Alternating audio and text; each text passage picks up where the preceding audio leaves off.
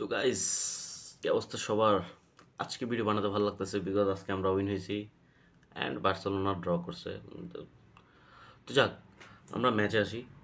So Mbappe এই তার মানে এত ভালো ম্যাচ ছিল না, তার ম্যাচে পুরো ম্যাচে এত ভালো পারফরমেন্স ছিল না, but he score a goal. So সেহেতু সে গোল স্কোর করছে, দ্যাটস ওয়াই ভালো ফিনিশিং ছিল লাস্টে, ভালো ফিনিশিং ছিল তার গোলটার। সো আমরা ফার্স্টে আছি জুড বেলিংহাম, তোমরা player of the match obviously.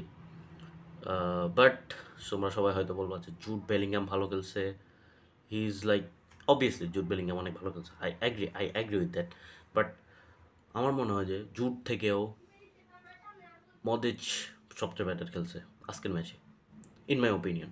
একটা অ্যাসিস্ট এবং একটা গোল করছে জুড বেলিংহাম, অবশ্যই মদ্রিচ একটা অ্যাসিস্ট দিয়েছে, বাট পুরো ম্যাচে আমার ব্যাটার মনে হয়েছে যে মদ্রিচকে। বিকজ জুড আপনার একটা এই যে দেখেন কম্পেয়ার, তাদের দুজনের একটা লিস্ট দেখেন। জুড বেলিংহামের টাচেস হচ্ছে 48 টাচেস অ্যান্ড মদ্রিচের টাচেস হচ্ছে 121টা। বিগ ডিফারেন্স কিন্তু। And Jude Bellingham chance create করছে হচ্ছে যে বিগ চান্স ক্রিয়েট করছে হচ্ছে 3টা, অ্যান্ড মদ্রিচ চান্স ক্রিয়েট করতে হচ্ছে 4টা বিগ চান্সেস।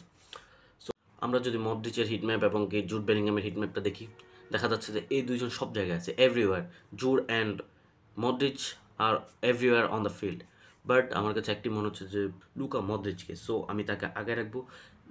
বেলিংহাম থেকে লুকা মদ্রিচ জাস্ট এতটুকু বেশি ভালো খেলছে আমার মতে। So they played too much good and I don't know, আমি খেলা দেখছি, আমার কাছে ভালো লাগছে। আজকের ম্যাচে সবচেয়ে বেস্ট মনে হচ্ছে যে Modric.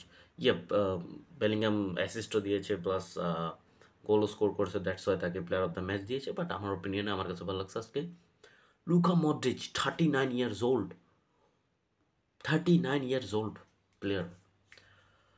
Oh my god. So yeah, we won the match. And Jude বেলিংহামের গোলটার কথা বললে, রিবাউন্ডে এসে গোলটা দিয়েছে, amazing goal, amazing finish. Then second হচ্ছে যে আর্দা গুলারের কথা না বললেই না, সেকেন্ড গোলটা হচ্ছে যে Arda Guler, good finishing, good ball by, chance create by Modric and good passes by Bellingham. So and good finishing by Arda Guler. So তাকে অ্যাপ্রিসিয়েট করতে হবে। Arda Guler played too much good into this match. And obviously এমবাপ্পের ফিনিশিংটা এই tight angle থেকে goal দেওয়াটা একটু difficult, but Mbappe did it.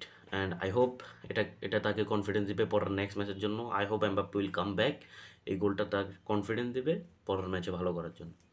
So we played better, মোটামুটি we played good actually. So and Barcelona draw the match against Real Betis. মজা आ रहा है भाई, মজা आ रहा है। আমাদের কাছে এখন একটা সুযোগ আছে যে আমরা we have a chance to get to the top of the table. So আমাদের একটা চান্স আছে। সো আমাদের নেক্সট ম্যাচটা উইন হতে হবে। আমরা এক ম্যাচ কমে আছি এখন, বার্সেলোনার পয়েন্ট হচ্ছে 38 অ্যান্ড আমাদের আই থিঙ্ক 36 সামথিং। আমরা যদি এবং একটা ম্যাচ আমাদের হাতে আছে, so if we won the match then আমরা 1 পয়েন্ট আপে থাকতে পারবো Barcelona. So this is another chance to get to the top on the table. Barcelona ম্যাচটার কথা বললে, obviously they conceded penalty because of Frenkie de Jong, তার মিস্টেকের কারণে। Obviously এটা পেনাল্টি ছিল আই থিঙ্ক আমার মতে। অ্যান্ড আজকের ম্যাচটা বার্সেলোনা কনফার্ম হারতো। আজকের ম্যাচটা বার্সেলোনা কনফার্ম মানে হেরা যেত একদম, মানে ভাগ্যের জোরে বাইচে গেছে আই থিঙ্ক। অনেক চান্স ক্রিয়েট করছে রিয়াল বেটিস, অনেক চান্স মিস করছে এরা। সো আপনারা ম্যাচটা দেখলেই বুঝতে পারবেন। So I don't want to say anything too much, I don't want to say too much things. We won the match, Barcelona draw the match, but এই ড্রটা তাদের কাছে হারার মতো। So yeah, I am happy now bro. So দেখা যাক আমাদের next champions league match হচ্ছে আটালান্টার সাথে, and let's see what's gonna happen in champions league matches.